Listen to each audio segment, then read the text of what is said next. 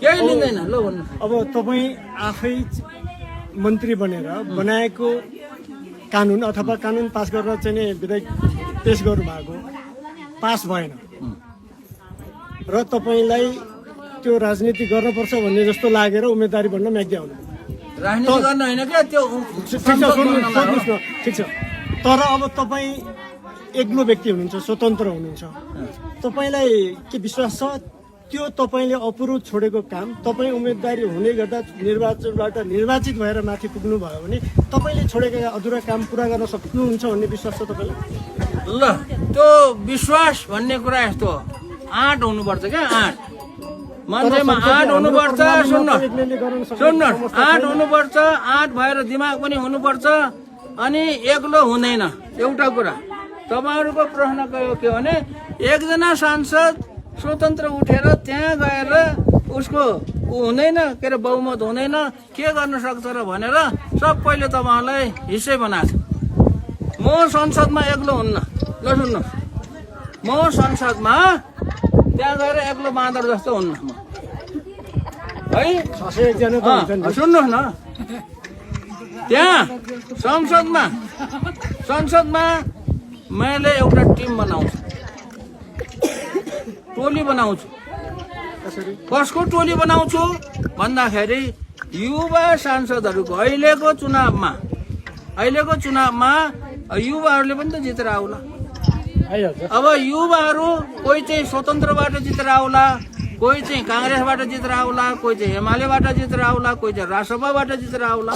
युवा सांसदहरू अब युवाहरू पनि जो चाहिँ इमान्दार छन्, जो चाहिँ केही गर्नुपर्छ भनेर त्यस्तो किसिमको हुटहुटी लिएर आएका छन्, त्यस्ता सांसदहरूको पहिचान गरेर तिनीहरूलाई मिलाएर टोली बनाउने हो। कतिजनाको हुन्छ थाहा छैन, 10 जनाको, 20 जनाको, 15, 20, 30 जनाको कतिको हुन्छ।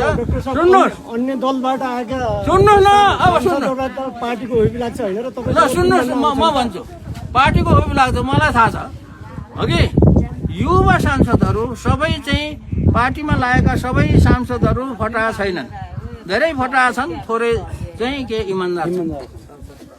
सुन्नुहोस्, अब त्यस्ता सांसदहरूलाई मिलाएर टोली बनाएर देशको भलाइको लागि जनतालाई कसरी माथि पुर्याउने भन्ने कुराको प्रस्तावहरू, त्यसलाई चाहिने नीति नियम ऐन कानुनहरू बनाउने हो। त्यसो बनाउँदै पनि पार्टीले हुइप लगाएर आफ्नो सांसदहरूलाई त्यो केही गर्न दिँदैन, अगाडि बढ्न दिँदैन भने मेरो इज्जत जान्न, त्यो पार्टीको इज्जत जान्छ। आफ्नो पार्टीको इज्जत जाने काम गर्छ भने गरोस्, मलाई के पार्टीले गरेकै पो के छन् र? होइन अहिले तपाईँले झोक चलेर यहाँ आउनु पर्ने थिएन। होइन, सुन्नुहोस्, म चाहिँ कसै पार्टीले जस्तो अहिले मैले जुन 3वटा ऐन ल्याउन खोजेको थिएँ, त्यो 3वटा ऐन भनेको शिक्षालाई चाहिँ एकदमै शुद्धिकरण गर्नको लागि, शिक्षाको चाहिँ सुधारको लागि ल्याउन खोजेको हो। ल मानौ भोलि चाहिँ म गएर अर्को कोही पार्टी आयो र त्यो पार्टीले चाहिँ सरकार बनायो र मैले ल्याउन खोजेको जुन ऐन छ त्यसलाई चाहिँ उसले गर्न सकेन भने मेरो त इज्जत जाँदैन भयो। अनि मैले त छोड्दै भन्छु, यो पार्टी यो मैले यस्तो ल्याउन खोजेको हो, यो पार्टीले जान दिँदैन भनेर दिएन भनेर मैले विरोध गरिहाल्छु। अनि इज्जत उनीहरूको जान्छ, उनीहरूको इज्जतको सवाल कुरो भएन क्या डाक्टर साहब? इज्जतको हुनुपर्छ। इज्जत अरूले मत दिएर पठाइसकेपछि एटलिस्ट तपाईँले गरेका कुरा त्यो चाहिँ नि सके पास गराउन सक्नु पर्यो। मेरो इज्जत जान्न गरे भनेर हात झिक्ने काम त नेताले गर्नु भएन नि त। होइन, हात झिक्ने होइन, असफल भयो भने सुन्नु, असफल भयो भने होइन मेरो इज्जत जान्न के, त्यो मैले किन असफल भएँ त्यो त भन्छु नि त। प्रष्ट के अरे सदनमा मैले त आवाज उठाउँछु नि, यो कारणले यो पार्टीले यसो गरेर यसलाई आउन दिएन। साथी हो, अब चिन्नुहोस्, मान्छे चिन्नुहोस्, पार्टी चिन्नुहोस् भनेर म त गराइहाल्छु त संसदमा त।